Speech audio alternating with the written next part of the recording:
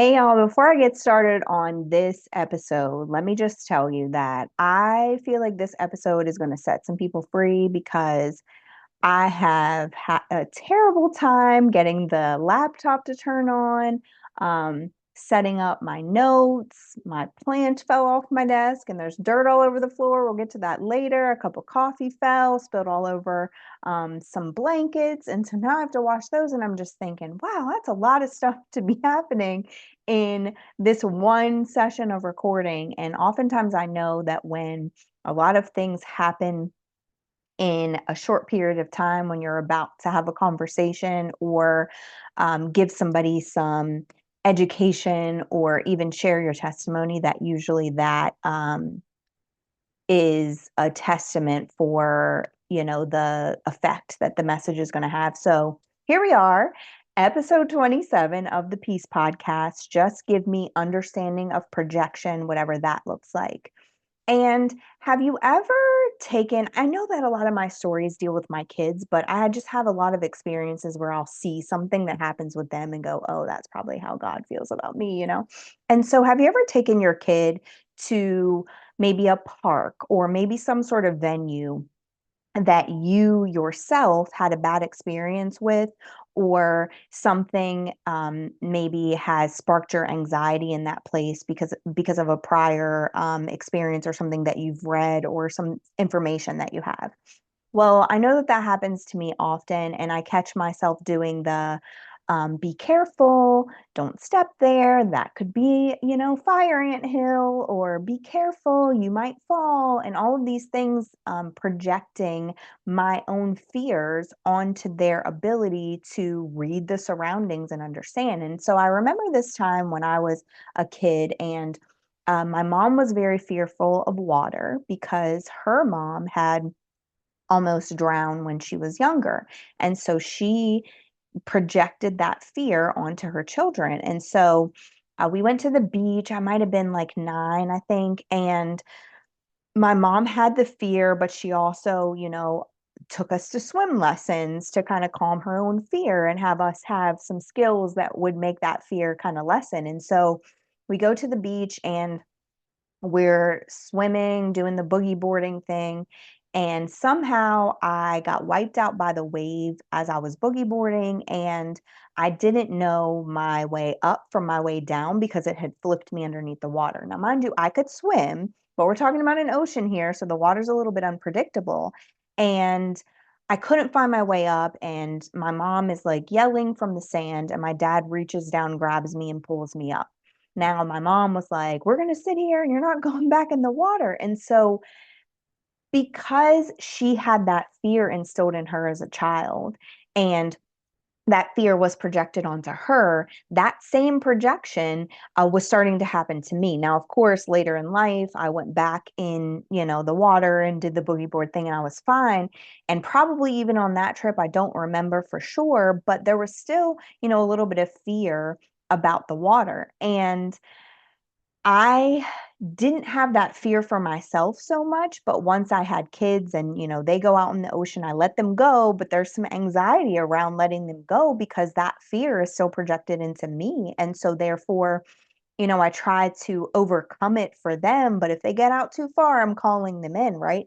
And then you add stories that you've read where people get caught in the riptide and all of these things. And so you start to project what you feel it like is your protection onto them, but really it's your fear. And so that's really just a good example of understanding how projection works. When you think about projection, projection is a thing that extends outward from itself, right, onto something else. And so when you think about a projector, or like even when you go to the movies, that screen, it's exactly what it's doing. It's projecting an image onto the screen, onto something else. And so when you think about projection, as far as it is, dealing with your healing journey, it's really someone else assigning something to you that has been something that has shaped or formed the fear or their own personal experience. And so how do we heal when a lot of the things that we're afraid of, or a lot of the things that we're healing from, have been projected onto us from our childhood and things that we've experienced as conditioning. And how many of your beliefs about yourself and the coping mechanisms that you've created were created due to your inner child just absorbing those projections and feeling like they were data that was internalized for you? Because here's the thing, when you're born into this world, you don't have any of those fears. You don't know what there is to be fearful of. You don't have any of those thoughts, those insecurities, all of the feelings that you have about yourself. They don't exist until something has been applied or assigned to you to make those things true. And mind you, those things do cultivate and create part of who you are, which is exactly what you need to be able to maneuver this world in the way that helps you to be on the trajectory for your purposed path, right? But there's also some parts of it that you might need to shed because that projection doesn't serve you. And so when you're thinking about if you're an adult who feels a little bit of anxiety about being too loud in spaces, like I don't want to laugh too loud, I don't want to talk too loud, I don't want people to think that I'm being too loud. That could come from being in a household where you didn't feel like you were heard and you were quieted often. So now you have this projection on you that says, well, if I'm too loud, and the fact that there even is a definition of what too loud is, but if I'm too loud, then people are going to want me to silence myself. When in actuality, there may be times where you feel like you're being too loud and there are people tuned in to everything you're saying. That's a projection. There may be times where you feel like you're not enough, right? And some of that could have come from experiences that you had in adulthood that you chose, but also a lot of that can come from your conditioning from childhood, feeling like you had to perform in order to receive any type of praise or love or adoration from the people around you will make you feel like no matter what you do, it's not enough. You'll still try to achieve it. You'll still perform in order to achieve it, but you're looking for outside validation to give you the okay that you're enough. Or maybe you're one of those people who has like an anxious feeling quite often. You're always fearful of something. And perhaps those projections came much like my story about the beach, where the fear was instilled in you by someone else's fear that was instilled in them. Or maybe you were just in a really unpredictable environment. And so your anxiety was projected on you because you felt like I need to create peace and stability in this environment that just feels chaotic. And so now, in order to protect yourself, you project that everything needs to be clean and in order and quiet in order for it to not have chaos, when there also is organized chaos, but you can't feel that because those projections are so heavy in you. And so when you think about projections and why projecting even exists, right? It is a mechanism and a coping mechanism that people who feed into you are using to keep themselves safe, even if they're subconsciously doing it. If I make my child afraid of water, which my mom didn't want me to be afraid of water, she voiced that often, but I watched her fear, right? So if I make my child afraid of water, then perhaps that fear will keep them from being in an environment where they could drown because they're so afraid of it that drowning never becomes something that is a threat to them because they won't go in the water. Now, again, she told us to go in the water, but she still had that fear of potential drowning that was so heightened in her because it was projected onto her that she inadvertently projected it onto us. Now, we overcame it because of the encouragement to go in the water and, all of these things, but learning how to swim was another thing that she did to make sure that her fear didn't come to fruition. And so when you think about, the other things that I mentioned about how those things have been projected onto us and how that conditioning has happened, you think about, the parents who don't want their kids to be too loud. Perhaps it's because they know that, your opinion and what you're saying doesn't match the tribes, and they're going to be judged based on the fact that you have a different opinion than everybody else's, which, is primitive, right? That's comes from primal. Like we have to do what the tribe's doing because we can't afford to have somebody think differently than the tribe thinks. And so maybe there's this thing that where they feel like they're going to be kept safe if they keep you quiet, right? And so it again, it could be this subconscious thinking. Maybe they feel like if they create a system where you have to earn their love, that you'll never leave them because their fear has been abandonment, which has been projected onto them, and perhaps that's from them being abandoned.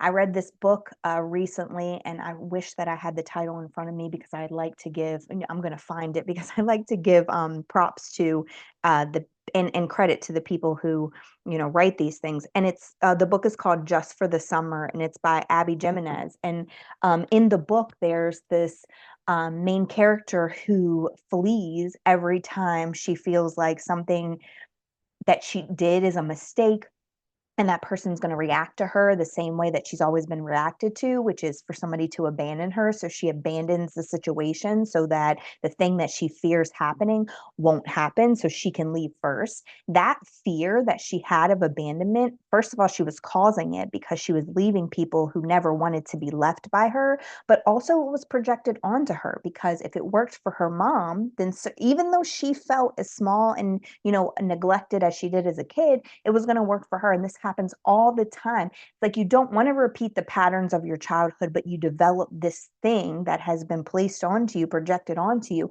and you do things to safeguard yourself from whatever that pain is. And our brain is wired to keep us from feeling pain. And so it'll do things to protect itself from ever feeling those pains, especially if it has enough information to trust that it could be so. And so when you sit and think about what has been projected onto you, I really, really encourage you to write these things down because it helps to get it out of your brain and onto a surface where you can see it. And the educator in me knows that when you write something down, you retain it a lot better. But I really, really encourage you to just think about what are some things that I don't know why I believe them. I don't know why they are embedded in me, but I see places where they've been projected on me. And it doesn't have to mean that your entire family system is toxic. It doesn't have to mean that. But, I've seen people who feel like they're the go to in their family, and they've assumed that role and they do everything that everybody needs, but they've built resentment around it. And why do they have what has been projected onto them to make them believe that that's the role that they need to play in the family when no one else in the family has to play that role? No one else in the family has that level of responsibility. So I would encourage you to write those down. And when you write them down, write their origination. Where did that come from? So for me, like that feeling of not being enough, like where did that come from? And I can tell you exactly where it came from. It was projected onto me when we would go to family gatherings.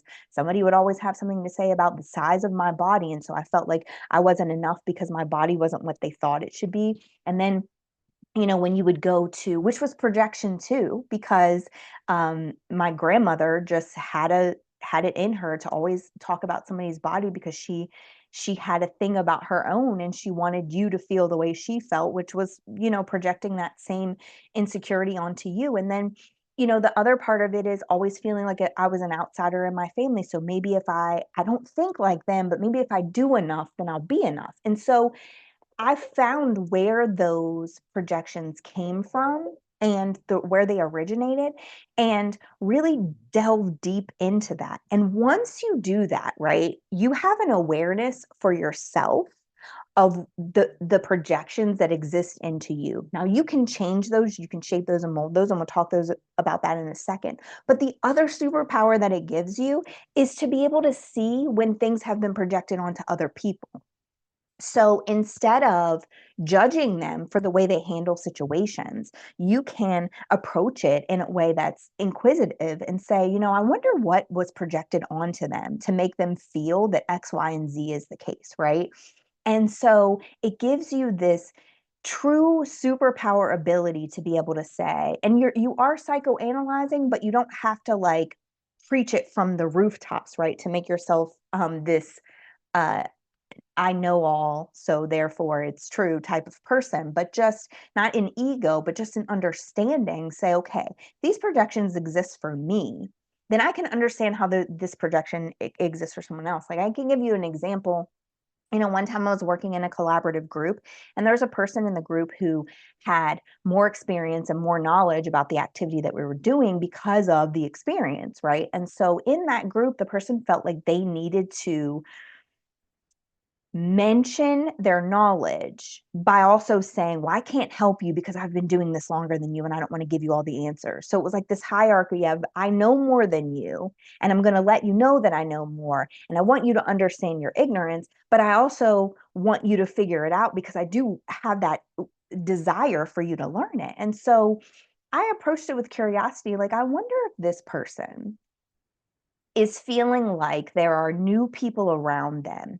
And when there are new people around them who understand and know the same things that they do, perhaps that puts them in a place where they feel like, in order to protect themselves, in order to protect the image that they want to project, that they have to continue to build this hierarchy, even if it's in small snippets, to protect that um, feeling that they have over people, right? And maybe that came from childhood where maybe there are several siblings and maybe the other sibling was like the golden child and this person was the scapegoat and like they had to, it doesn't matter.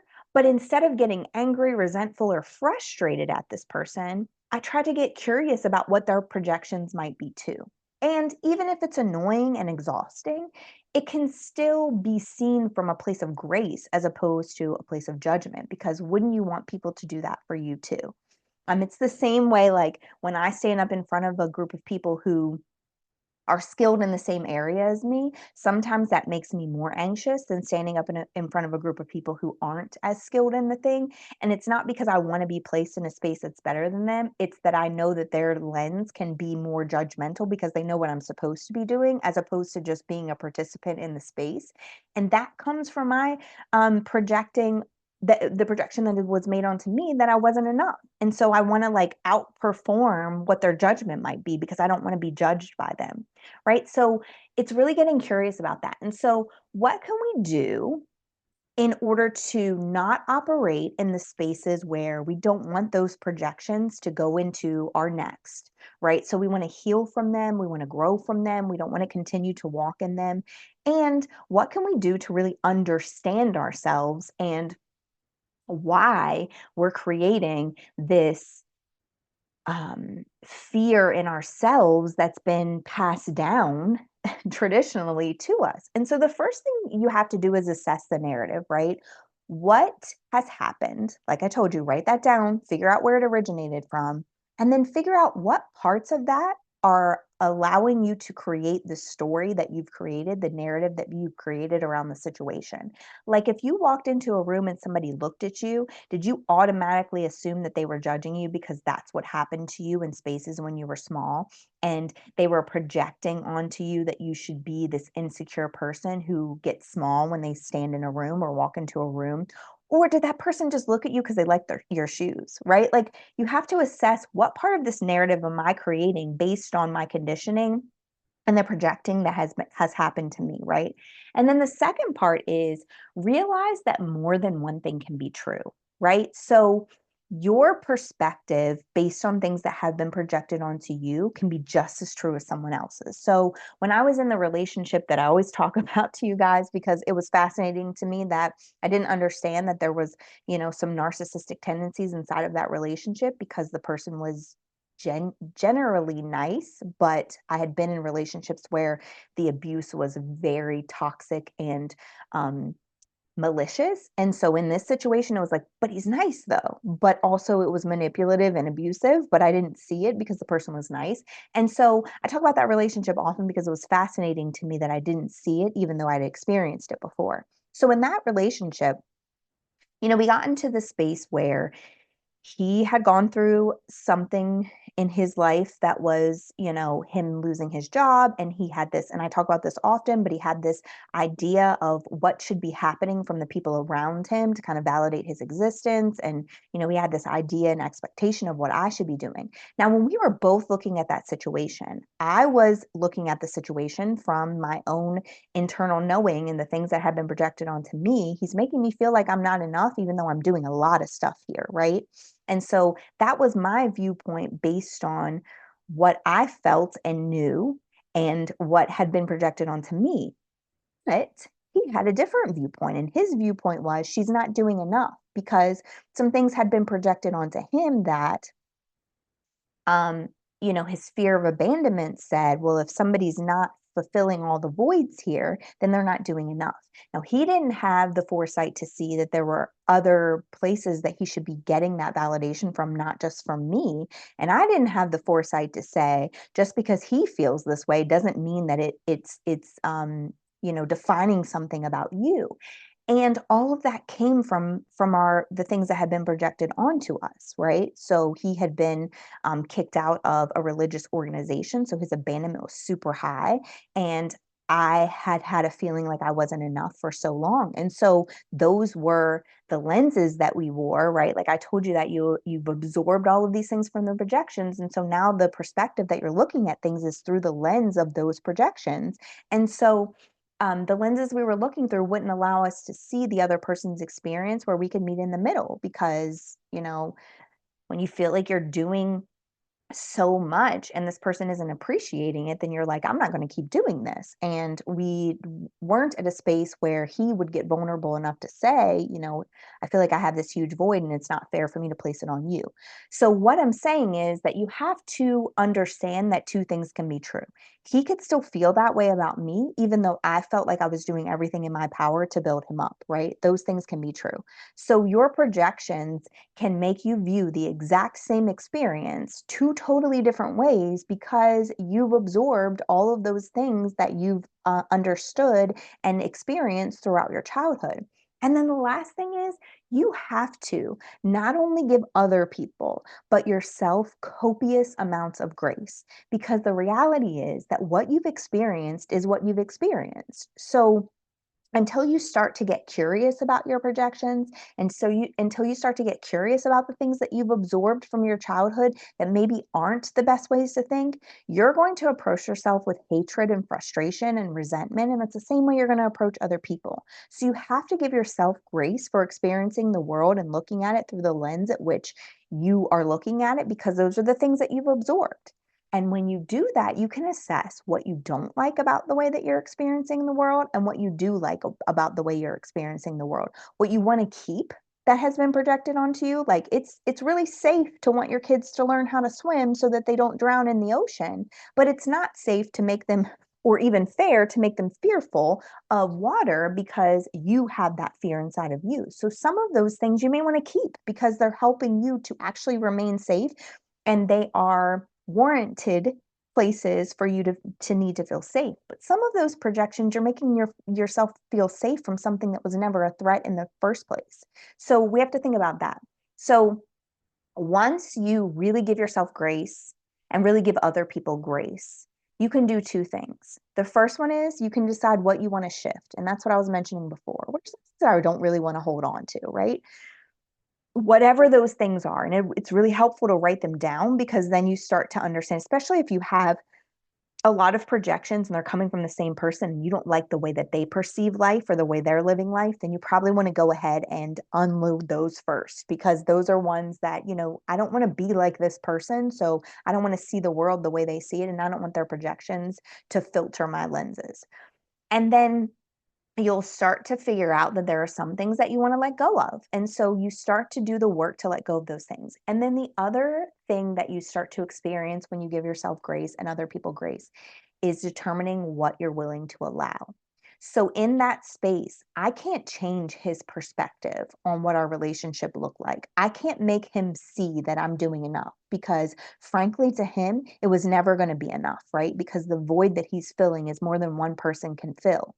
However, I could in that situation say the projections that he has, the things that he's absorbed from his unique experience are not things that are going to work cohesively with mine, and I'm no longer willing to allow them in my life. And so I can get rid of the person who is causing me to feel those things even deeper than I would have felt them before. So we really have to get clear about what has been downloaded into me What are some things that have been projected onto me? Where did they come from? And what am I willing to keep because I do feel like it's keeping me safe in situations? And what parts of it am I willing to let go of, whether it's in me or in the people that I'm surrounding myself with, because I no longer want to live in a life and in a world where I look at the world through the lenses of protecting other people from spaces that they felt like were a threat, which is why they caused the projection in the first place. So thank you guys so much for tuning in. Remember, you can look me up on all social media sites, send me a DM. But please, please, please, knowledge gained is great wisdom for you, but knowledge shared helps everyone to break free from their bondage. And that's really what I'm doing here, just sharing the lessons that I've learned, sharing my testimony so that you may help others to break free from the bondage that they're continuing to experience because they don't quite know how to shed those feelings that they have and those conditioning that they've received. And so, therefore, they don't know how to really heal. And I really just want you to understand that the only true perspective that matters is the perspective of the way that God sees you, not the way other people see you, not even the way that you see yourself, because that's not even going to give you the same lens that God has for you. So just think that He created you with the potential of knowing that you were going to bear good fruit. So focus on that instead of focusing on all of the things that you feel like are wrong with you, because His perspective shows you in a light that is just perfection. You as a person aren't perfect, but it's just perfection for the plan that He has for you. Thank you again for tuning in, and I'll see you guys again next time.